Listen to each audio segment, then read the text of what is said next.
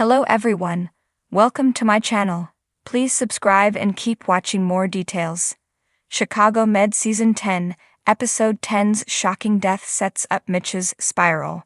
Chicago Med Season 10, Episode 10, titled Broken Hearts, used a shocking death to trigger Dr. Mitch Ripley's, Luke Mitchell, downward spiral. Broken Hearts was one of the saddest episodes of the Youngest One Chicago show. Lennox Sarah Ramos pushed a set of conjoined twins to agree to a risky surgery that would separate them and treat one twin's aggressive cancer, only for the cancer-free twin to die on the operating table, and Mitch also suffered a heartbreaking loss. Throughout Broken Hearts, Mitch fought for his friend, Sully, to remain in the hospital instead of being discharged. Discharge meant Sully would be sent back to jail for the remainder of his battle with cancer, and Mitch wanted him to have more time with his wife and baby. A sad and ironic twist of fate, however, saw Sully die of a sudden pulmonary embolism minutes before Mitch finally succeeded in his request to allow Sully to stay. Mitch's stunned reaction demonstrated why Chicago Med has quietly become NBC's top-rated One Chicago show, but this is unlikely to be the end of this story. Mitch is surprisingly level-headed throughout most of Broken Hearts. He is upset about Sully going back to jail and frustrated when Dr. Stano refuses to delay Sully's discharge, but he keeps his behavior strictly professional. He even delays asking Lennox about revisiting the case several times out of sensitivity to her need to find a solution for the conjoined twins. He also expresses his passion without losing control when Lennox initially denies his request, asking her whether she thought Sully would get proper care at Cook County Jail, and pushing her to help save Sully's life. However, Sully's death will be a shock to Mitch's system. Mitch has often said that he considers Sully a brother, and earlier in the season he was willing to risk his career to keep Sully out of jail.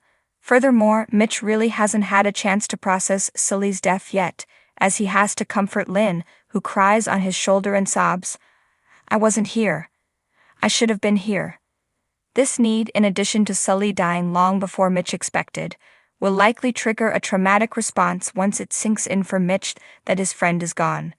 Chicago Med's Hannah and Mitch have weathered several storms already, mostly connected to Sully. Hannah never liked that Mitch refused to talk to her about his past, or that he was still willing to do anything for Sully, including hurting his own career, and their disagreements over Sully almost broke them up before. It's possible that Sully's death will again tear them apart, even though Hannah seems to have accepted how important Sully is to Mitch. The biggest risk to Hannah and Mitch's relationship is that Mitch could push Hannah away again. She's forgiven him several times for doing so, but it's difficult to envision a scenario where Hannah continually accepts this type of behavior.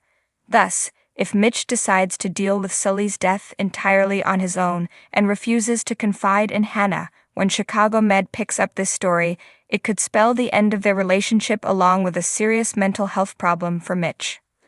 The bustling halls of Gaffney Chicago Medical Center were filled with a sense of urgency as usual. Doctors and nurses rushed from room to room, tending to patients, the hum of medical equipment filling the air.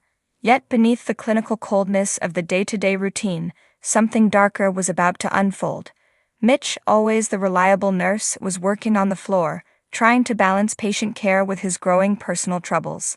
But what he didn't know was that one shocking event would send his life into a spiral, testing his limits and unraveling the threads that had kept him together for so long. It started when a critically injured patient was rushed into the ER.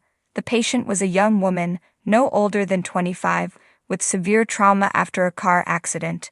Her chances of survival were slim, but the team immediately sprang into action. Dr. Charles, the head of psychiatry, was on the scene with his usual calm demeanor, while Dr. Manning, the trauma surgeon, orchestrated the chaotic flow of the ER like a maestro.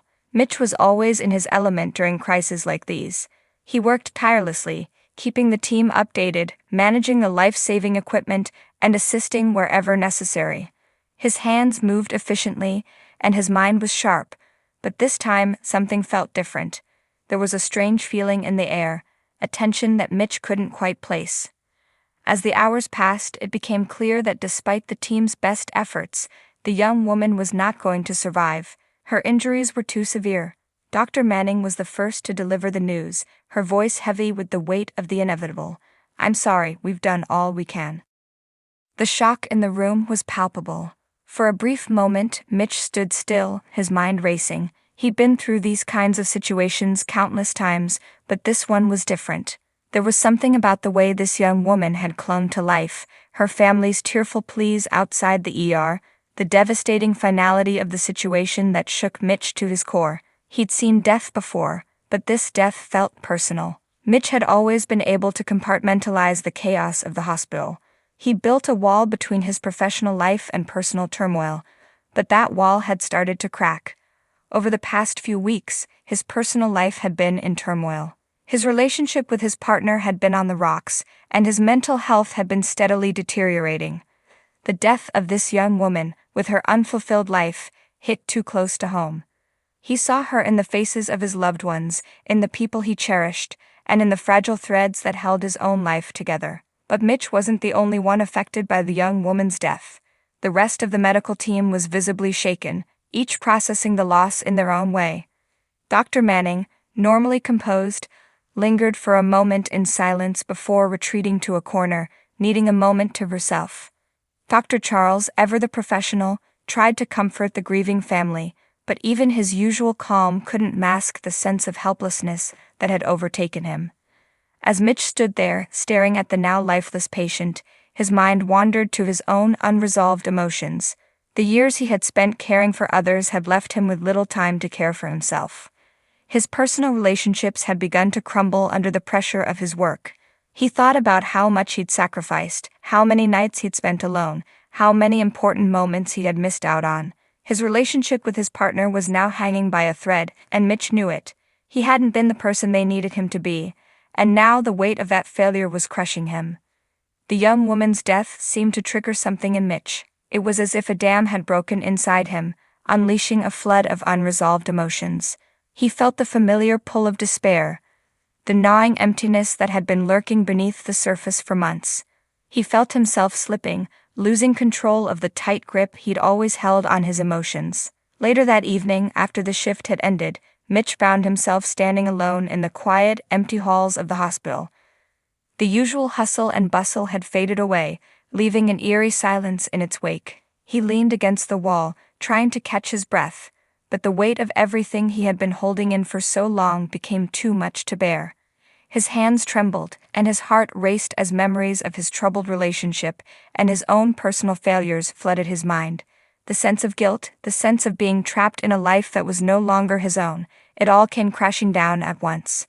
Mitch reached for his phone, his finger hovering over the contact name of his partner, but he didn't press send. Instead, he tossed the phone aside, letting it fall onto the floor. His entire body ached, a deep, aching sensation that seemed to emanate from his soul. He had no answers, no solutions. All he knew was that he couldn't keep pretending everything was okay when it wasn't. The next few days at the hospital were a blur for Mitch. He showed up for work, but he was barely functioning. He went through the motions, helping patients, assisting the doctors, but his mind was elsewhere, consumed by the weight of his own thoughts. His coworkers noticed the shift in him, the distant look in his eyes, the quietness that had replaced his usual energy.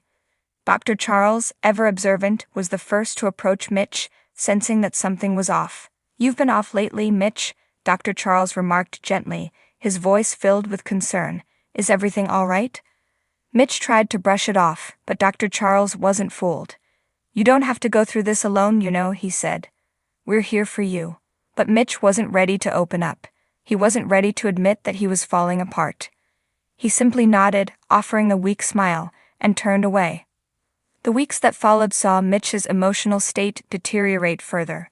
His spiral continued, and it was clear to everyone around him that he was struggling to keep it together. His personal life was in tatters, and the weight of his role in the hospital was becoming too much to bear. The once strong nurse who had been a pillar of strength for his colleagues was now crumbling, and the hospital staff could only watch as Mitch's life slowly unraveled. It was only a matter of time before Mitch reached his breaking point. But would he find a way to heal, or would the spiral pull him under completely? The shocking death of that young woman had been the catalyst, but Mitch's journey had only just begun.